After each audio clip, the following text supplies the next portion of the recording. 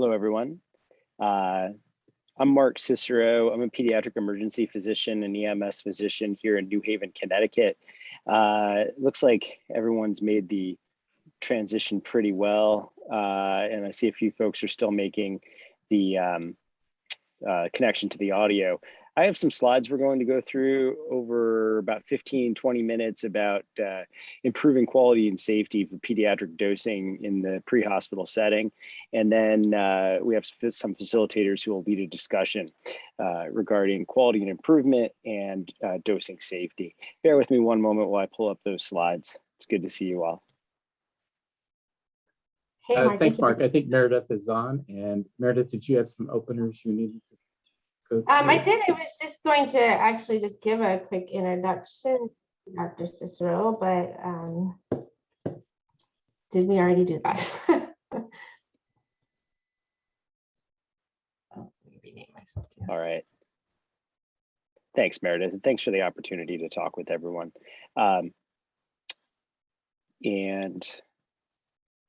Oh, I see.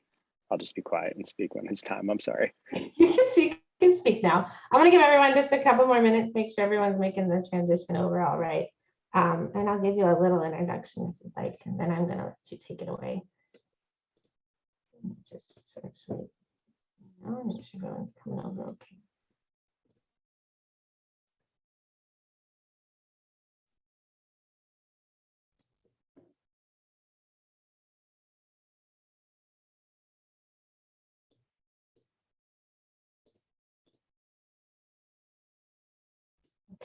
I think the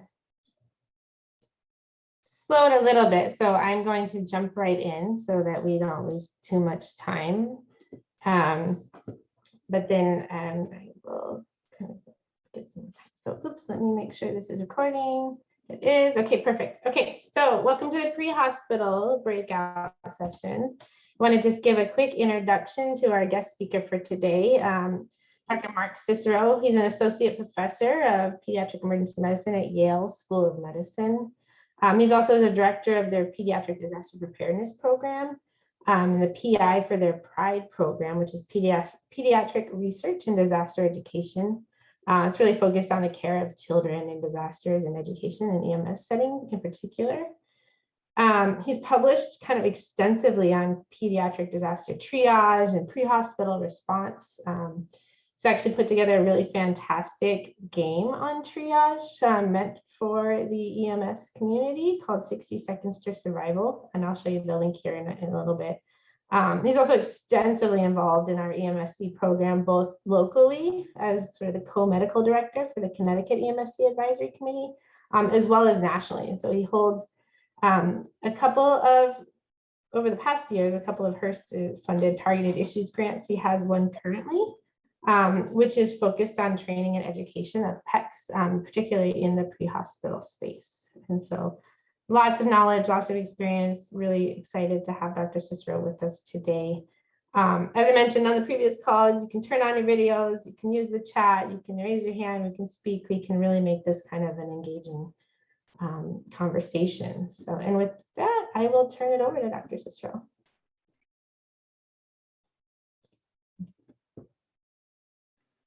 Thanks so much, Meredith. Here, I have a bit of a presentation I'd like to share with you all as we go through. And let's go ahead and call that up. All right, so the title of our presentation is Going to Great Lengths for Safety Regarding Pediatric Medication Dosing. And this specifically focuses on the pre-hospital space. I will be discussing some commercially available products and some homegrown products. I don't have any association with any of the manufacturers, and there's no intention to endorse any one product.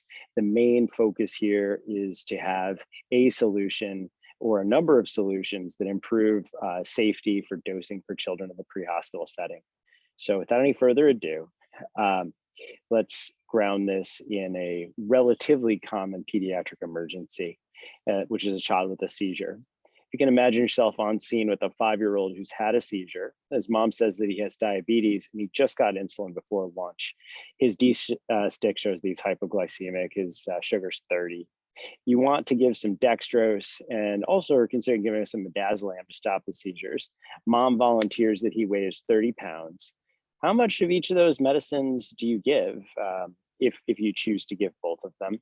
And how do you decide what the doses will be?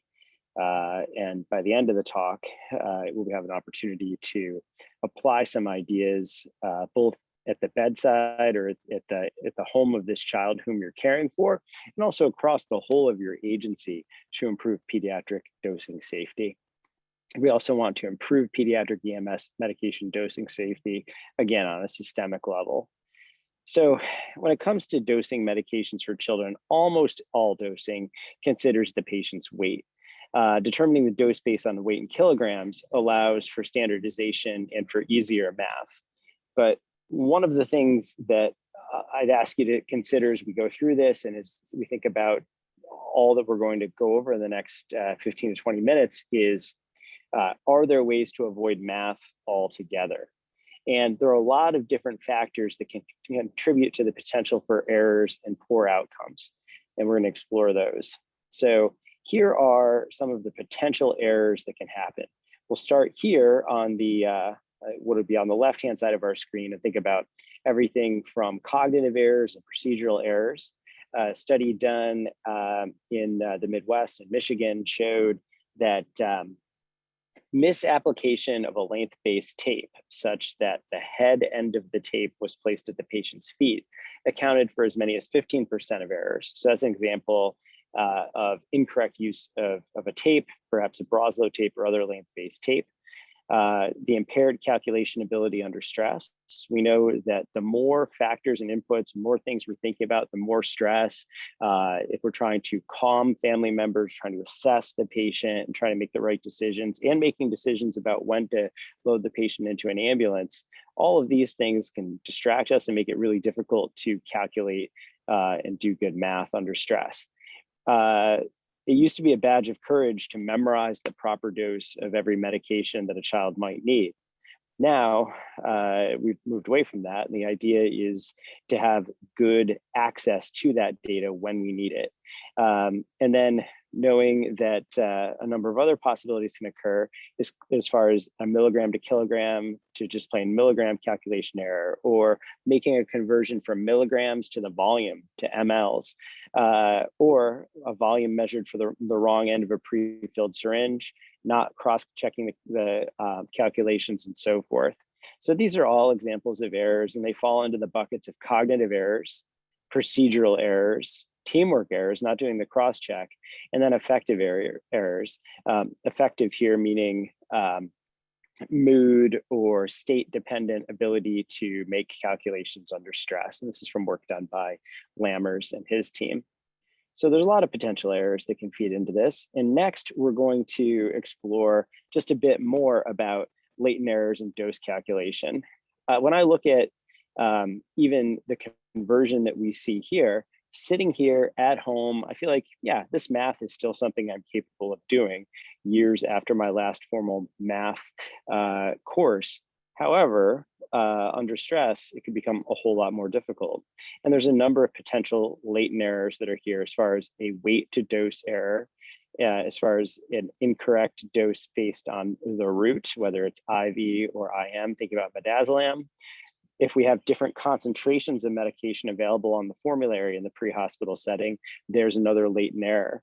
Conversion of patient weight from pounds to kilograms, with the goal being measuring and using patient's weight in kilograms routinely to help promote safety. And then also ultimately calculating a volume of the medication to be given. So there's a lot of latent errors that can contribute to incorrect dosing. When we think about incorrect dose in the pre-hospital setting for kids, if we're off by 10% or 15%, the likelihood of harm to the patient is relatively small. If we have a factor of 10 error, if we move the decimal place by a factor of 10 and give 10 times too much or too little of the medication, the potential for harm increases significantly. So what are the steps that we can take, and what are the enablers of safety? First, as an EMS agency and as an individual provider, identifying and practicing with a pediatric dosing system, any system that is understandable and can be used across the agency and perhaps with mutual aid agencies or even at the state or regional level, is an enabler to safety. We can use facilitators of easier, correct dosing. We want to avoid the use of math, especially math in real time when we're trying to determine the dose for a patient. A length-based tape, an app that's available on your phone, and also cross-checking with a partner are ways to do cognitive unloading so that a person doesn't become overwhelmed with all the other decisions that need to be made. I'm going to draw your attention to the lower right-hand part of the slide here, where there's a number of handy pediatric calculations, and perhaps the author who originated the calculation. When you look down there, the idea of determining which of these formulas to use and remembering what the denominator was for each one of these formulas, and be thinking about resuscitating a child, managing a scene safety, destination for the child and the like, is not a recipe for safety. So we want to avoid math. Moving to another way that we can enable safety for children in the pre-hospital setting with dosing is having a standardized formulary with only one concentration of all medications. If there's only one concentration and dosing is based on that concentration, it helps decrease the likelihood of an error where the wrong concentration is grabbed accidentally during a high stakes situation. And again, I'd like to underscore the use of weights that are in kilograms. If people are interested in talking in the discussion about using weights in pounds and standardizing weights based on pounds, it's a somewhat controversial area, only because weights in pediatrics are done in kilograms. But if across the country we all used pounds, that might be an option. For pediatric dosing, it's done in kilograms, and we encourage you, bottom line, to use weights in kilograms. Next, we're going to go through several different slides of different solutions that are either commercially available or can be used on a homegrown level in a way that can be incorporated into your agency's pediatric safety. So the Broslow emergency tape is dating back now about 40 years. And as you can see from this image, the tape is applied starting at the patient's head, and where the patient's feet fall corresponds with the color code for all of the right doses and equipment. And to the patient's left, you see the color-coded bags that fit with the patient.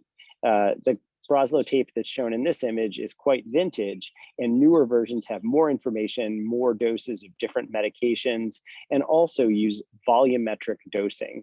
The thing about volumetric dosing is that way you don't need to make the conversion from milligrams to milliliters. The milliliter conversion is already done for the provider and can be applied right there on the scene, thus avoiding math. It relates height to an estimated weight, and it's designed for kids up to age 12 years or a maximum weight of about 36 kilograms.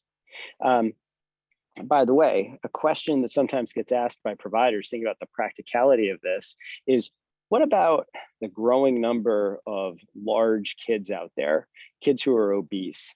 The fact is that most medications are more water soluble than fat soluble, and dosing based on a lean mass is ideal. So although obesity is a huge public health issue in the United States, practically when we think about medication dosing, the patient's length can get us to what should be a safe and efficacious dose for medications, especially for resuscitation.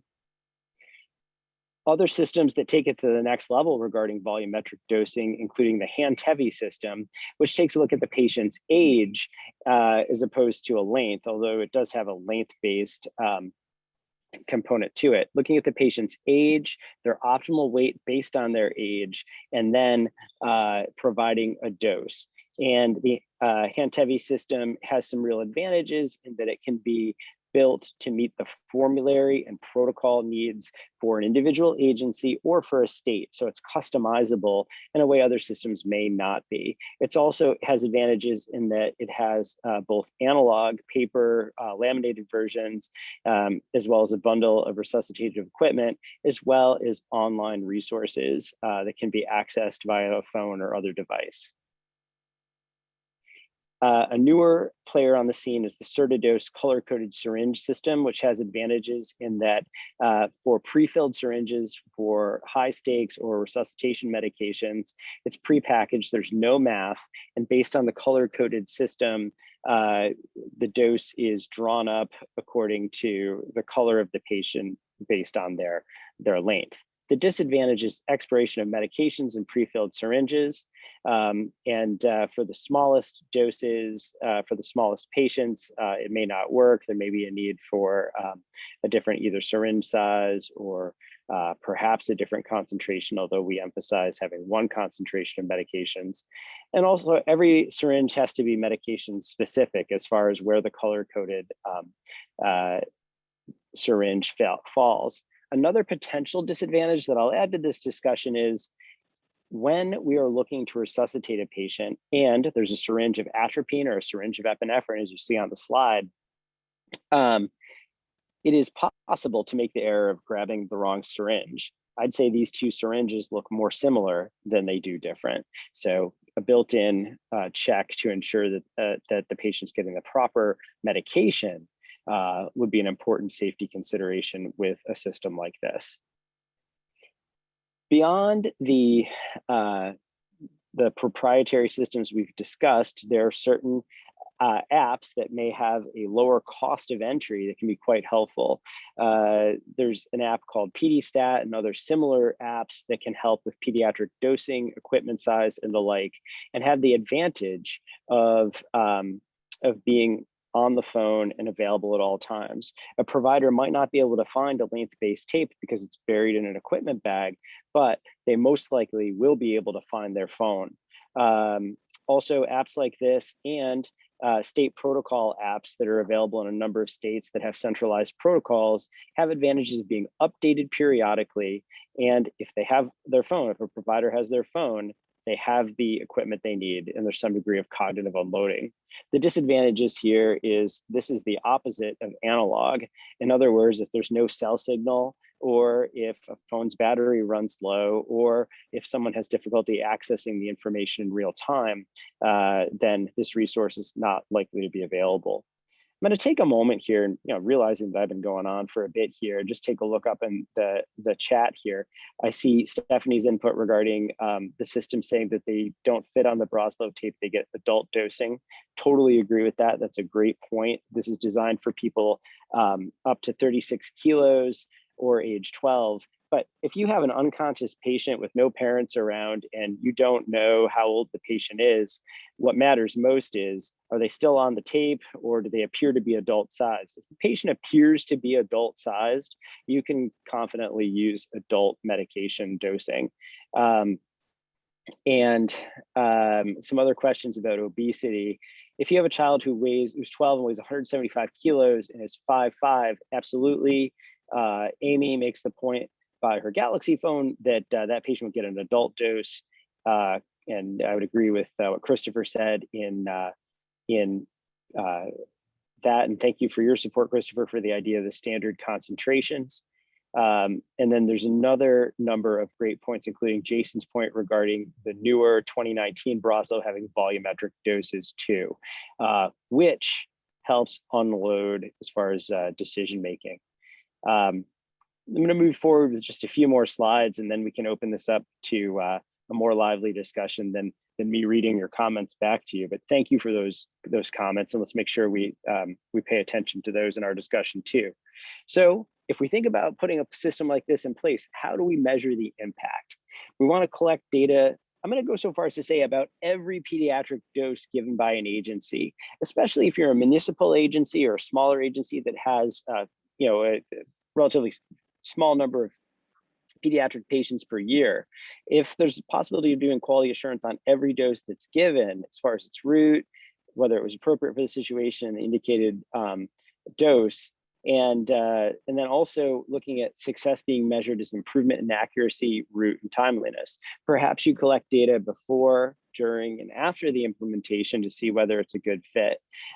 We've reached a point now where most EMS systems have some sort of system for pediatric dosing.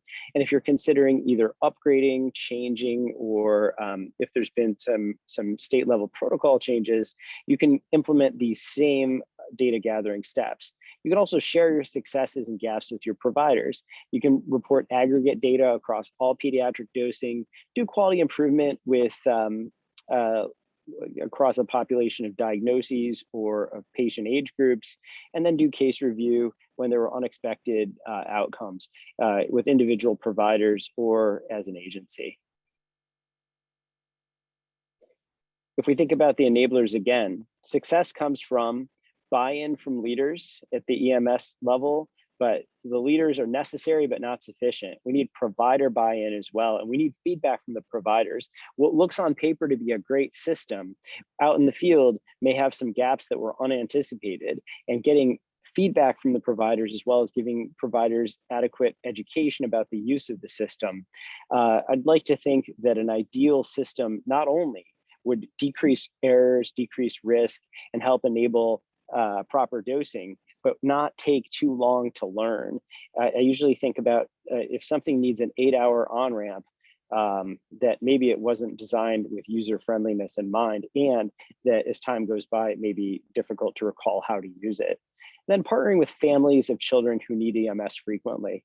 I think about one of our own rural EMS agencies where the number of pediatric calls per year is quite small, and they often come from just a couple patients who might have repeated seizures or may have some special healthcare needs and ongoing medical issues. So partnering with families can be a way to also ensure appropriate dosing. I might ask you, and keep this in mind as we enter the discussion, who else would you engage in this process of trying to, as far as improving safety?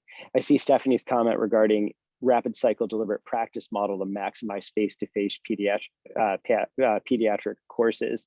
And that's a really good way to ensure that we kind of grease the groove and create practice, and also can be a way over time for either just-in-time training or periodic refreshers to ensure that providers maintain skills that they use infrequently. So we talked about enablers. Next, we're going to talk about barriers. Really finding the time in a time when there's so much either mandatory education or education that would be good to have, finding education regarding pediatric dosing safety, of course, for all of us as pediatric champions, pediatric providers, we see that there's a need. However, there are other needs in education as well. There are costs. Having a standardized formulary across every EMS unit on an agency's deployable list is costly. Purchasing dosing systems is costly, and provider education time is also costly. There are, of course, costs to not addressing safety. Then there are time costs as well. Assessing each commercially available public domain and homegrown solution, and perhaps doing simulation or trials, may either be too much of a barrier or a really time-consuming operation to go through. And then stocking the system on each ambulance and being sure that it's in a uniform, predictable place. As far as sustainability, among our group of 79 participants right now, there are a lot of pediatric champions. And we know that pediatric champions are associated with better outcomes for kids, better quality of care. We also know that pediatric champions tend to be people who are movers within their EMS agencies, dedicated, committed people who may move on to other roles within their EMS agency, other leadership roles, or move into other either walks of healthcare or other roles within EMS agencies. So we need to make sure that the pediatric dosing system is sustainable, just like we need to make sure the PEC role is sustainable. To measure success, we need to identify enduring barriers. What are the continuous barriers to education, deployment of the system? We need to listen to our providers and give some agency to PACs to advocate for good pediatric care. And also interagency efforts, because we know when there's mutual aid or when there's a number of agencies that all care for patients within the same catchment area, that again, that care is, when it's standardized, the quality tends to be high and tends to be uniform. So back to our case and our final slide before we launch into our discussion. The next time our 5-year-old patient has a seizure because he has low blood sugar, the EMS team asks his mother how much he weighs, uses volumetric dosing based on the patient's weight. They use D10, they dose midazolam, and they support his airway and give oxygen via a non-rebreather. The seizure stops on the scene and he's taken to the hospital safely. Thanks for your attention. Thanks for the lively discussion in the chat, and I'm looking forward to our conversation. Wonderful. Thank you so much, Dr. Cicero. So there's been quite a few questions and great discussion in the chat. And this is something I kind of wanted to carry over from the main session. But first, let me see if anyone else has any questions. As a reminder, you can unmute yourself, you can turn on your cameras, you can ask questions. You're welcome to jump in, ask anything you'd like.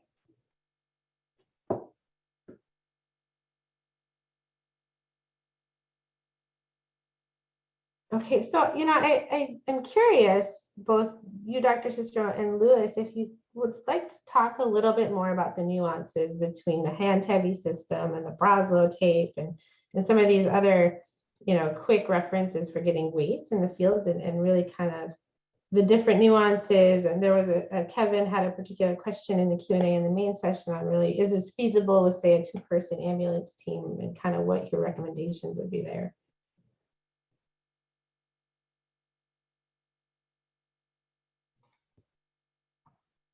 I'm happy to kick that off if you'd like, Dr. Cicero. So one thing, I think Dr. Cicero did a really good job of showing different approaches. In my experiences, one of the things I've learned about the EMS world is that it's full of very creative problem solvers. And for that reason, I'm always cautious about, one solution, and not that Dr. Cicero did a great job of finding us lots of different ones. But when we talk about, like this one may have these shortcomings, or this one may have these, absolutely true. And so what's really important in your organization is to identify, again, and something we're going to do in a second, is what the barriers are to implementing a specific solution. And if you look at different solutions, then find the one that works best within your organization, because there is no one size fits all, although each of them has its advantages, as Dr. Cicero just went through. So I think that's the first thing is kind of think about your organization. And when we think about quality improvement, it really is important that you design something that works well in your organization. And I believe Dr. Cicero had a slide on that.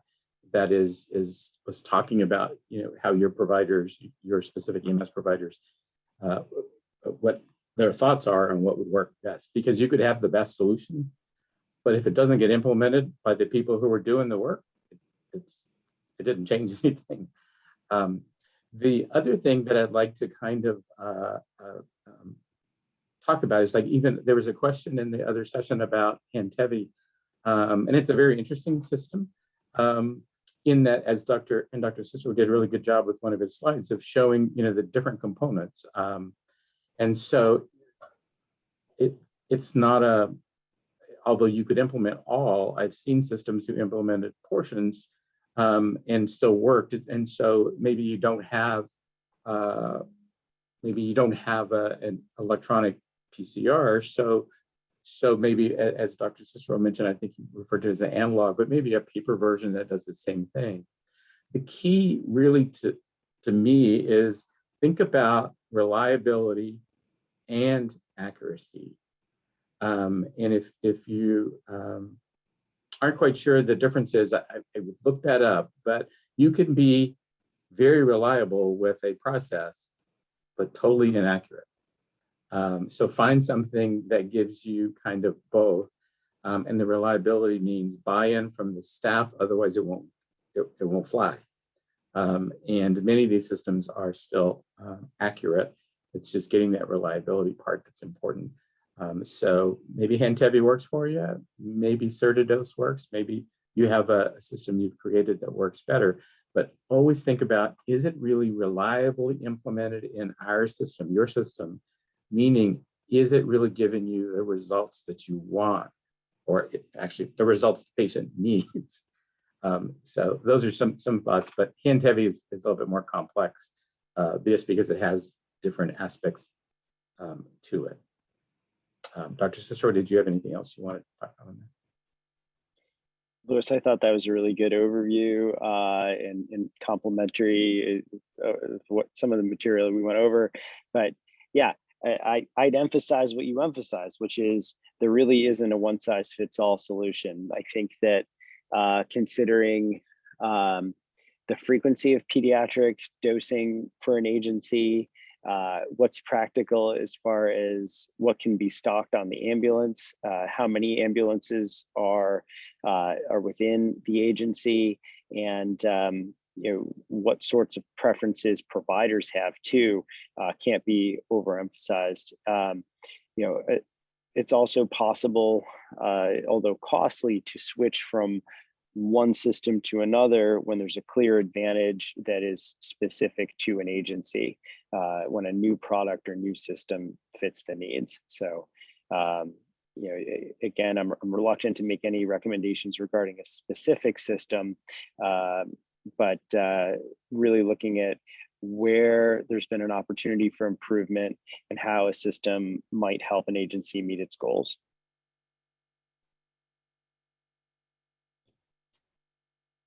Fantastic. Does anyone else have any particular questions? I see Jennifer has one kind of in the chat on how to adapt these when you have multitasker units. So she says, and as in her facility, the units do full 911 emergency calls, which has one set of protocols, and then next call could be an EMS or only PICU or NICU transfer. So I'm curious if you guys have anyone, and everyone, and it doesn't have to be just Louis or Dr. Cicero, please jump in, any comments or ideas on really how to manage that.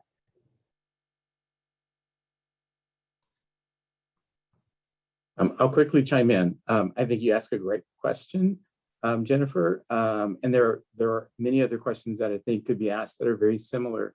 What you're really getting at is the challenge that a pre-hospital provider faces when you actually have different types of roles, whatever those roles happen to be, and that actually this issue plays a role in reliability, because it's very easy to become to have a solution that becomes unreliable because you're trying to apply it in multiple settings, and it may mean you need a different solution for each one, or your solution has to find a way to be able to accomplish both, which may be challenging, especially if I understood correctly, there were different protocols in the two different roles. But that by itself, just having the two roles, immediately what comes to mind for me is the potential for error because of being in one mindset when really you need to be in the other. And that is it's just a great opportunity for error, and it begs for a very reliable solution for each.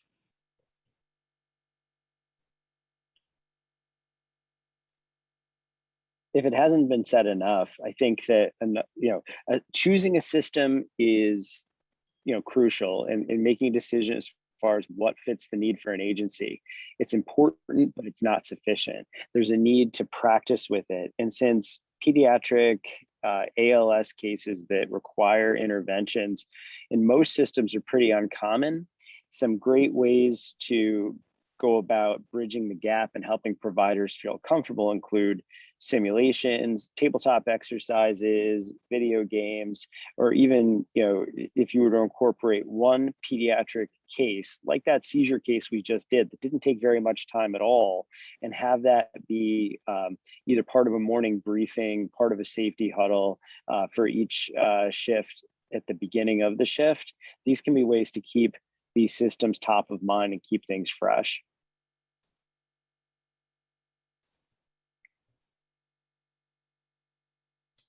I see a lot going on in the chat regarding everything from LA County Fire creating its own app, similar to what's happened here in Connecticut regarding dosing and the protocols, to some really positive experiences that people have had with the hand-heavy system. I see some great use of, rather than choosing one or the other, here's what Marcus Barnes tells us about using the Safe Dose app plus the Broslow tape. If you've got two best of breed solutions and put them together and they meet your agency's needs, then more power to you. I'm curious if anybody who shared so far would like to share with the group as far as how you made the choice that you made, what sort of experiences you've had, think about these ideas of enablers, barriers, facilitators, measuring success, maybe pull in some of that. Like what was good about your experience with some of these systems that you've talked about in the chat, or even if you haven't posted in the chat yet?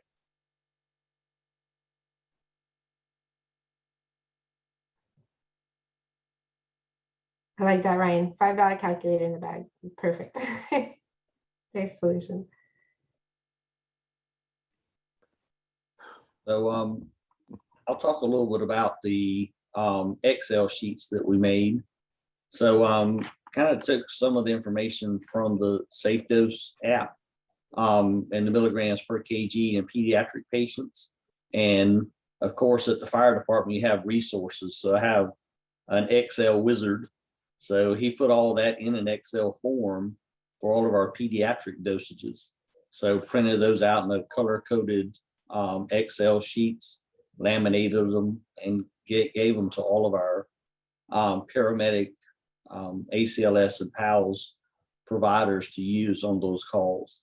So, we don't run a lot of pediatric emergencies, but the occasion that we do, they're very useful. And they're also very good. We use them in our training sessions also, so makes it more realistic when you really need to use it out in the field.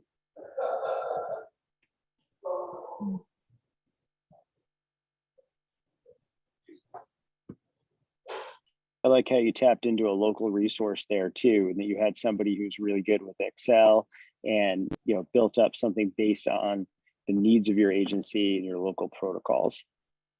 Mm-hmm. As far as the cost, like again, for some agencies and some systems, costs matter more than for others. By leveraging Excel plus the Broslow tape plus an app, that represents a pretty comprehensive and cost-effective solution. Michael Chaffee, thank you for mentioning the PD wheel. I didn't mention it in my talk, but that's another really good analog solution that fits in a cargo pocket and can get you a dose quickly in a way that's a whole lot easier than doing the calculation. Throughout all my talk, I talk about don't use math kills, keep calm and avoid math and that sort of thing. But Ryan McCarrick, you make a pretty darn practical point that when all else fails, if you do find yourself needing to either double check a dose because you don't have a partner to check the dose, or if you're getting conflicting information or this sort of thing, if you need that calculator, you need that calculator. It's not going to be the first go-to that we'd necessarily recommend, but having it as a stopgap is hard to argue against. Other experiences as far as implementing a system of pediatric dosing safety, experiences with any of these existing systems. I would like to give a shout out to the Michigan system. In Michigan, we have MyMedic. It's a state product, which is emergency dosing and intervention cards. I can't believe I made it through a career in emergency medicine without this thing. It's very thoughtful. The colors match the Broslow tape. It has little recipes for the drugs if drugs require diluting. Very simple. They do tell the dose, but more importantly, they show the volume of the drug that's needed. So that's a huge unloading of a huge cognitive unload. And best of all, in the back, the black section has all the adult doses too.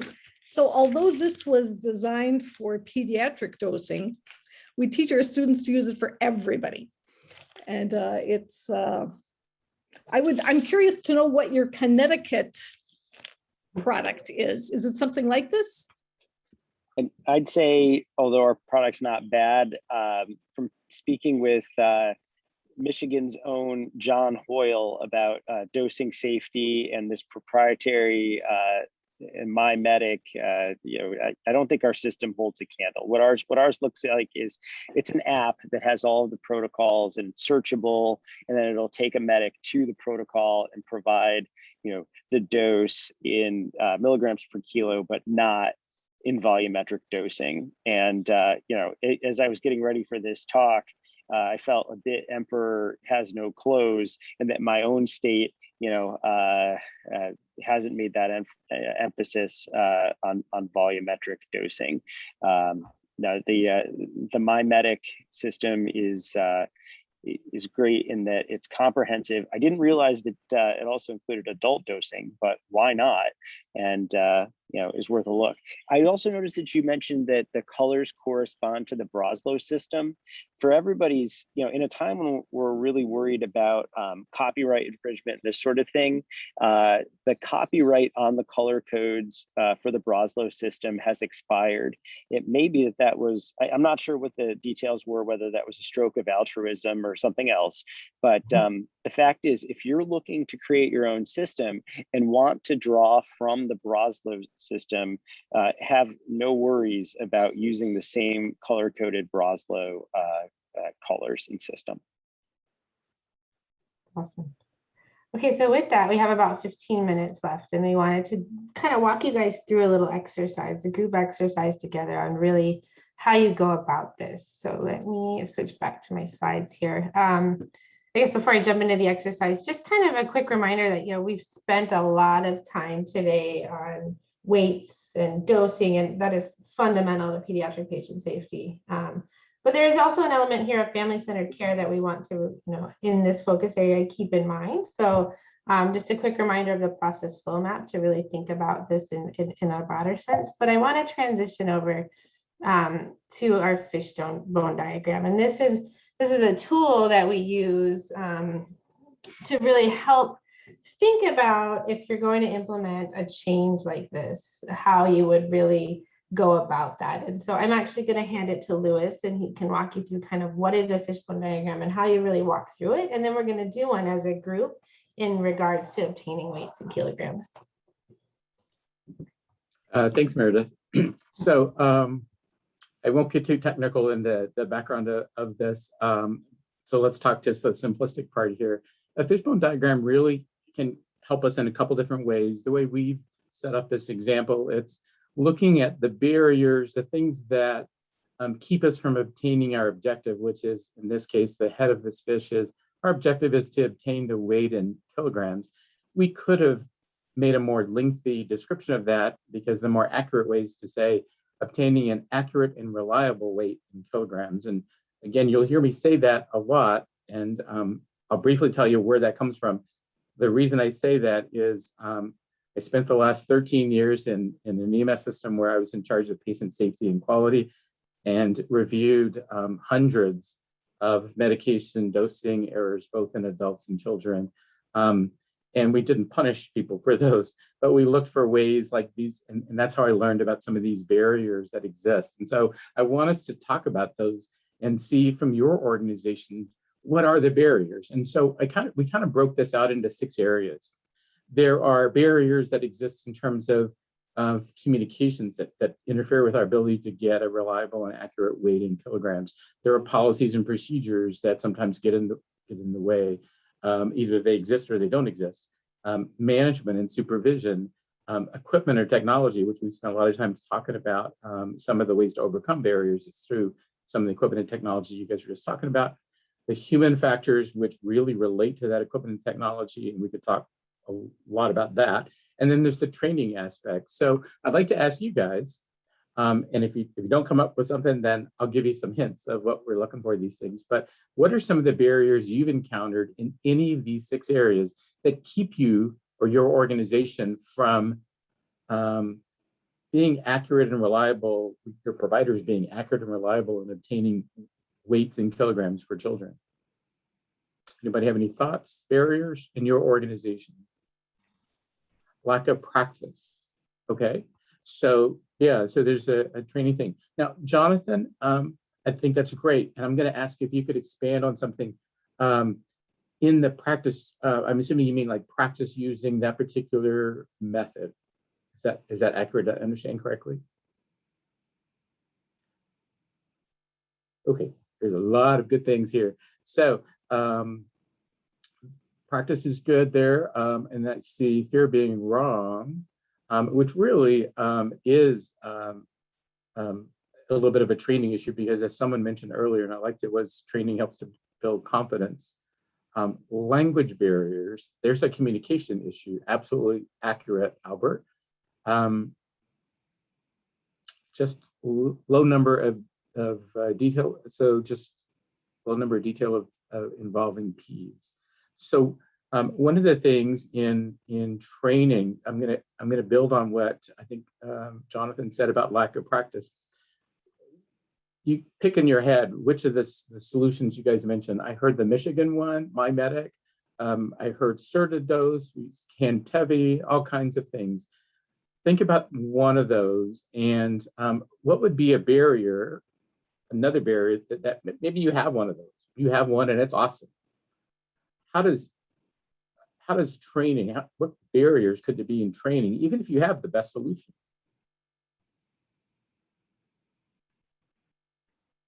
I believe that the solution, which is modular, kind of promotes laziness. That was what I got out the Brazos bag. You know, when I saw the Brazos bag, I said, oh goodness, there goes the reduction in pediatric drills and pediatric in-services. That was the first thing I thought when I saw that, when it rolled out. That's all I got. That's my interjection here. Okay. So when we look at, and one of the things I think we do actually not so great a job with in healthcare, and especially in the EMS world, is learning or sharing information about things that didn't go well. And first you have to identify them, and secondly, you have to actually, kind of delve into them and then share them. And I can tell you, I did a poor job in my early years of doing that, of sharing that information. But what we found in my reviews of my experience in reviewing, and others as well, is when you have a solution, you have something that works well, if you don't utilize it kind of the way that you're going to do it in the actual setting with the patient, then it's actually less effective. And it's no different than when you guys do, if you're practicing, endotracheal intubation or IOs, that if you don't practice it, you don't train with the same tools, then it's not as effective. So if you have hand heavy, but you don't use hand heavy in your training, it's not as effective. You can have it on your aimlet assist, but it's not as effective if you never get to practice with it, especially if your volume of pediatric patients is low. So one of the training aspects is that it needs to be a part, whatever your solution is, needs to be a part of how you train. There is the cultural aspect of a concern of it's kind of some have said they refer to the term of kind of dumbing it down. But when we put the patient at the center, what we really want is we want to have an accurate and reliable dose to minimize harm to children. And the reality is that almost everyone who works in a high risk type of environment knows that recall and memory is a great source for error. So that's why we have some of those tools, and we've created many of these things. I wish some of these things had been around when I first got started back in the 80s, because I probably made lots of errors that I didn't even know about it. So what else, like in equipment, what did I see? Length-based tapes, or so the barriers would be maybe a lack of a tool like a length-based tape, or maybe it's a lack of a solution that's more, what do you call it? Maybe more technology focused, like hand heavy. And what else to see? Relying on parents for weight. And that's true. That's a human factor. It's also a communication issue, because as we communicate with families, sometimes we ask them, and Dr. Cicero might know more about this than I do, but I can tell you from my experience of doing things maybe not so well, is sometimes even parents can make mistakes when suddenly they're emotionally distraught because of their child's condition. And so I might recall a weight that my child had, but it was really of a totally different time period. I thought it was 2 weeks ago, but maybe it was actually 2 months or a year ago that I'm recalling that weight. But a reliable method is using that tool that you've created. And it's just verification of what that family member is telling you. So we certainly want to respect their input, but also verify it for reliability. Extent of pediatric protocols due to fear of liability. Certainly a barrier. The liability concerns, the fear, certainly barriers to things like policies. The question you guys asked earlier, someone said something about what if I have a child this particular age, and I saw some discussion about following your protocols and in depending on your state and how things work in your organization, protocols can certainly sometimes be a barrier because they prevent you from thinking outside of that box, other than maybe contacting the physician who allows you to maybe change your direction from your protocol. So those are good things to see. So the Brazel bag, yes. Brian brings up a really good point about another barrier in terms of some of the tools, even some of the paper tools. I'm really interested in how you guys do that. Is how do you deal with updates and changes and expirations? In this case, expirations, but how do you deal with updates? Anybody have any thoughts? Because that's actually a barrier to the equipment. Is if you use, say, a paper thing and you're updating. In my system, that would mean I had a relatively small system where we had only about 80 apparatus that we had to change the paper systems into. How do you deal with that? Anybody have any thoughts on how you deal with the updates of the tool that you use?